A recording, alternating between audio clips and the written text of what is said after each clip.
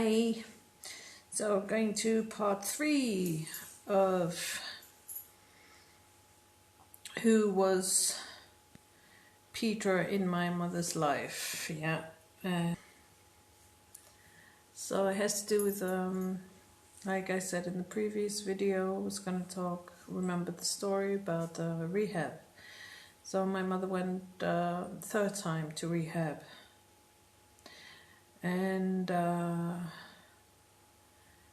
the first and the second time, that's another story, that's my story. But this one, Peter was in the third time. He was the major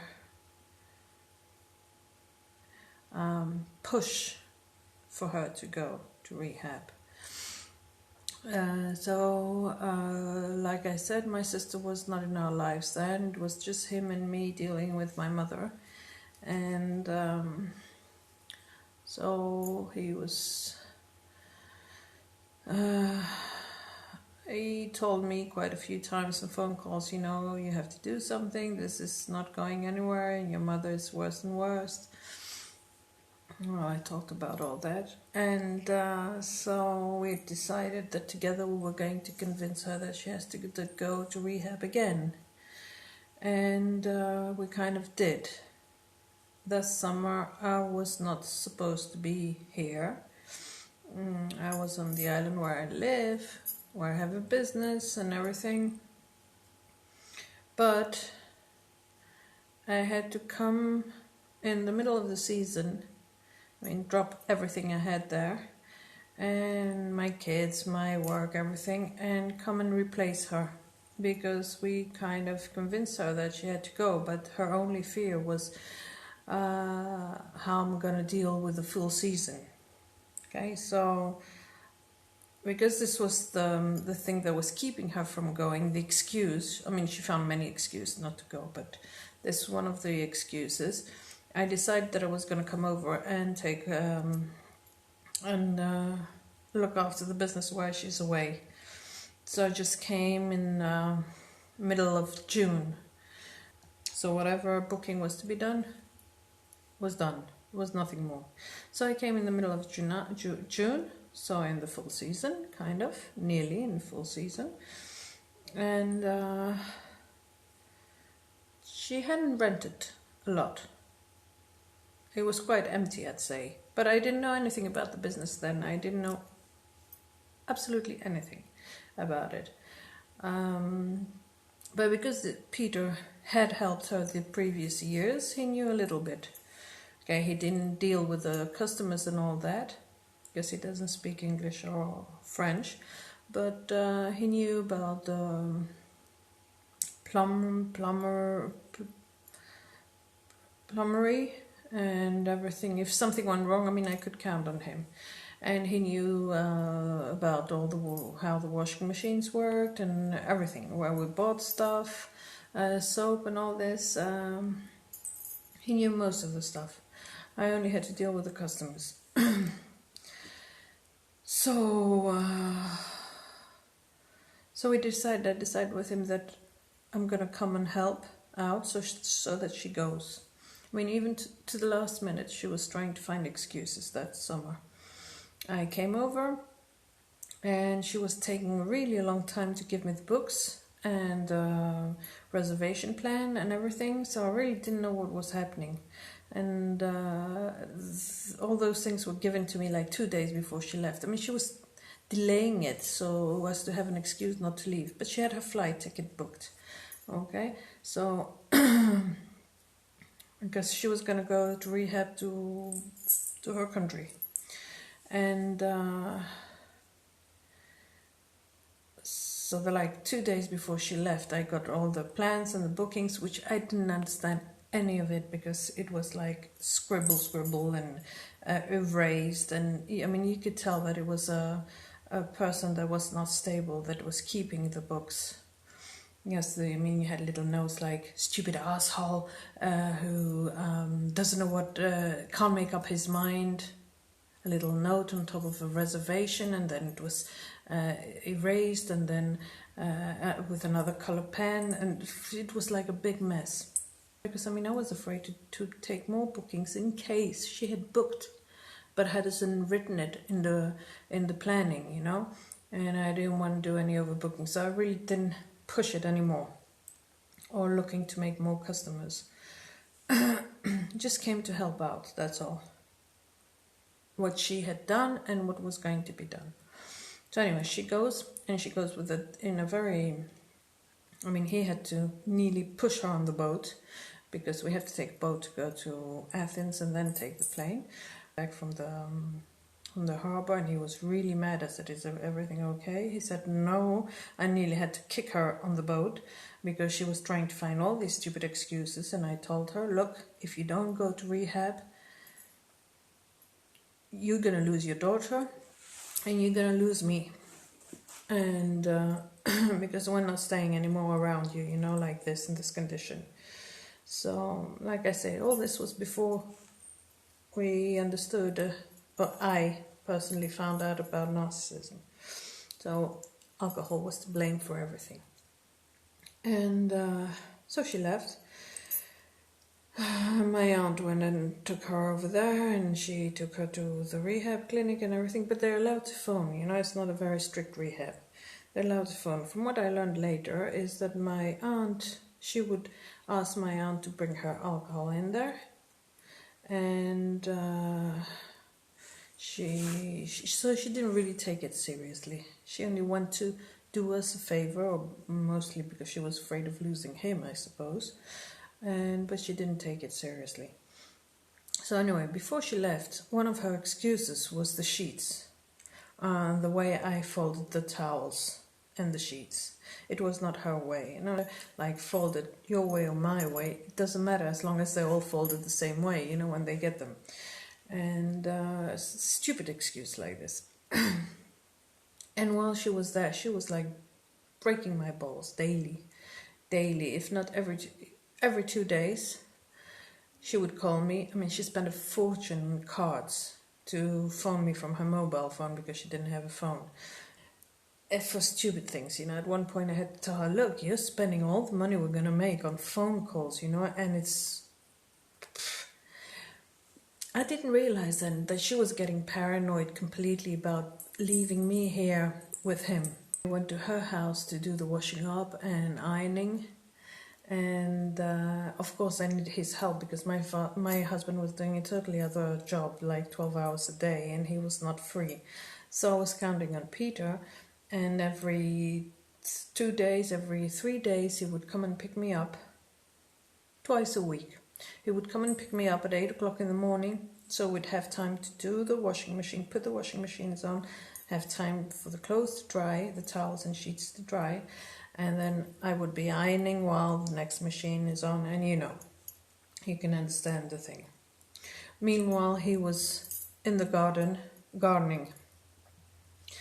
And it surprised her. So every time she called and all that, and when I'm at home, you can call me at home. So don't speak on my mobile phone. You can call me straight at home and all that. Why are you at home? Because I came to do the washing up, and she would go crazy, and washing up. How much washing up do you have to do? We change sheets and towels every 3 days, Mom. It's quite enough. If you have a house with 5 people, it's already 2 washing machines. And she couldn't understand why I was washing up so much, and she was getting really paranoid. Sometimes she would try to call me and she couldn't reach me, or I would not, sometimes also I would not answer the phone. And if she didn't reach me at that moment, she would go berserk. And she even had a fit one day, and she started swearing at me and saying, you're like a hooker, always on the streets, because of course her house is not next to the business, and we have to take the car and go there. So we're either on the road coming back from there or going there or whatever, anyway, and water the olive trees and things like that. So we were a lot of times, or we even took our kid to the beach, we're allowed to. And so she would go crazy, and you're like a hooker, always in the streets, and really treating me bad on the phone, aggressing me on the phone constantly. So anyway, And then suddenly, one day, my aunt calls me and she said, your mother's coming back. And I said, what? She's got another month. Why is she coming back? And she did. And it was sudden. She decided that she's going out of the clinic. She decided not to continue. And she was coming back without warning, nothing. Okay? And I was like, what's wrong with her? Why is she coming back? She's not finishing her rehab program. And my aunt was like, yeah, well, I'm warning you, she thinks you're having an affair with Peter. I'm like, what? I didn't say anything because I thought maybe my aunt didn't understand or whatever. I didn't say anything. And she came back like nothing happened. I said, why didn't you finish? Oh, because there's stupid people there and all that, and it was boring, and they had all these drug addicts this time, and I have nobody to communicate with. All these people on medication, and me, I don't take any medication. I was so surprised at that point that I phoned the clinic. They were like, we can't, if you had phoned when your mother was here, we could give you some information, but now that she's not here, we can't give you any information. And I'm saying, look, I'm having a little problem here, because my mother came back, okay, and she didn't finish the program. And she said that you weren't giving her any medication. She was not taking any medication, which is surprising for me, because what kind of clinic are you? Oh yeah, and no therapy, no medication. I said, what kind of clinic are you that these people don't get therapy and medication? I mean, I believed her. And they were like, I'm very sorry, miss. And she opened the books and she said, your mother not only was taking medication, but she was taking double dose compared to the others, because she was a very difficult person. So I said, okay, there start the lies. But she didn't tell me anything about her thinking that I had an affair with Peter. In November or December, I don't remember, she came to the island where I was. Okay, the summer's finished, I went back. She came back there. She made so much trouble that I said, I'm not even considering taking over the business, because we had talked about it over the years. Every time she's tired and she can't cope with it anymore, she said, you please take over or we're gonna have to sell.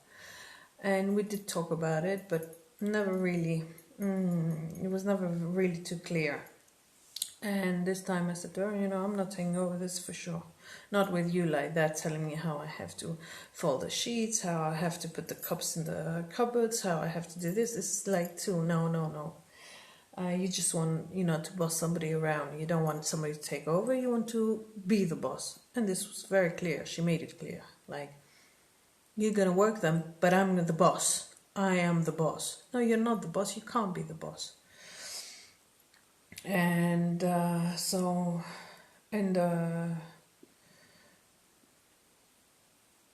the winter, when she came over to my house and she started drinking, really, as soon as she came off the boat, she asked my husband to go and buy her some wine, and she started drinking. And then she, in my house, in front of my children, she said about me flirting, not flirting, what do you call when you light up somebody, her Peter. And that she, the reason I came back was like, I was sure that you were fucking him. And I'm like, what? Say it again, one more time, and you're out of here. I don't care. I'm calling my husband. He's taking you to the closest hotel next to the boat, because you're going to take the first boat and leave. And she said, yeah, I know you and all that, and you probably moved your ass to him,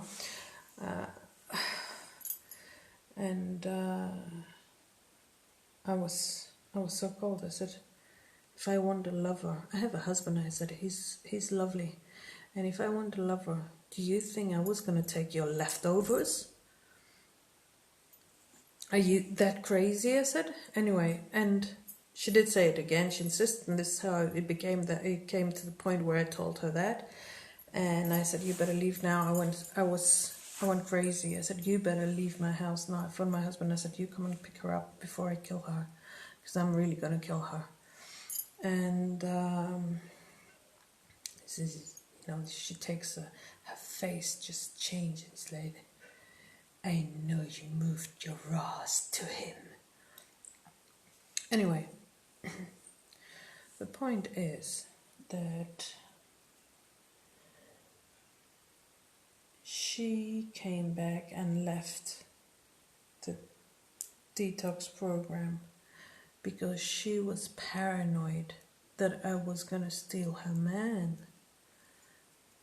I mean, the man who told me at one point, because when she came back after that, she came back, this is when he told me, you know what, your mother thinks we have a thing, her and him. And we don't have anything. I mean, she has helped me, I have helped her, I've been there for her and everything, but she thinks we have a thing, and I don't know how to get it out of her head.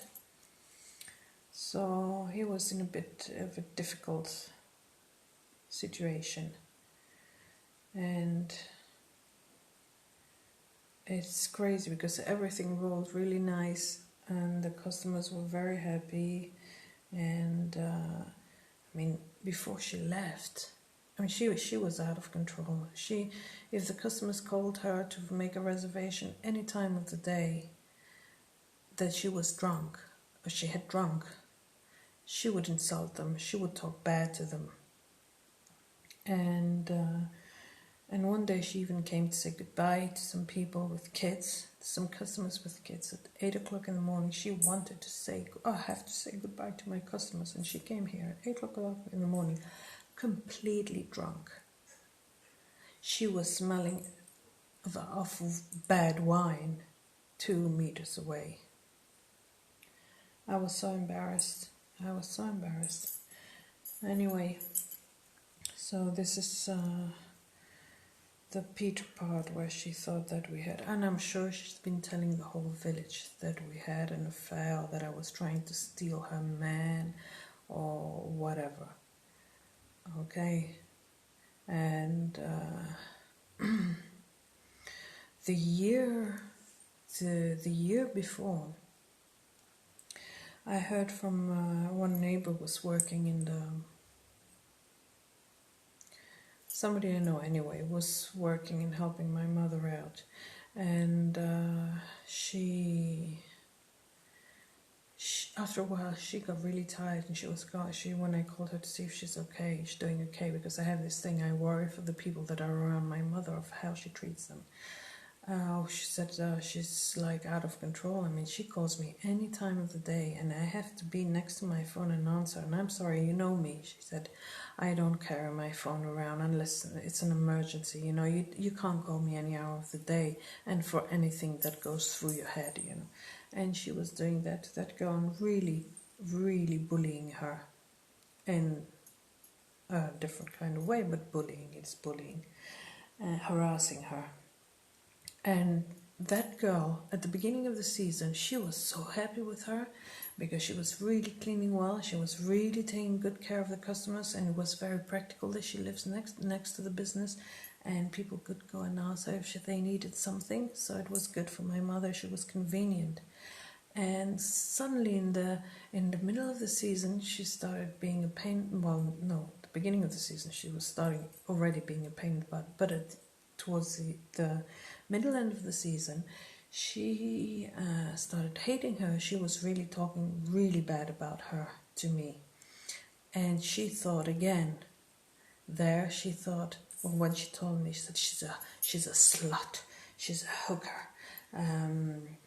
I saw her do the nice eyes, the sweet eyes, what do you say, the sweet eyes to Peter, and she wants every man she sees and all that, and she was really talking bad about the girl. Probably Peter and her had a chat or had a glass of wine. He was living in the one of the house from the business anyway, so they were close and they had to be in contact for the business. A glass of wine, God knows what. Probably they had a conversation one day and my mother saw them, or she heard about it, and then she started being all paranoid, and she hated that girl. And so she, out of how perfect and how good at her job she was, she became a slut, a useless bitch, and I don't know what. So again, very possessive towards Peter. And this I saw the first season, but I never thought that she would react like this with me, her daughter. Really? And married, 3 kids, happily married, and 3 kids. Anyway, and so that's another reaction of that. There's going to be a part 4. I'm going to for sure remember something about that.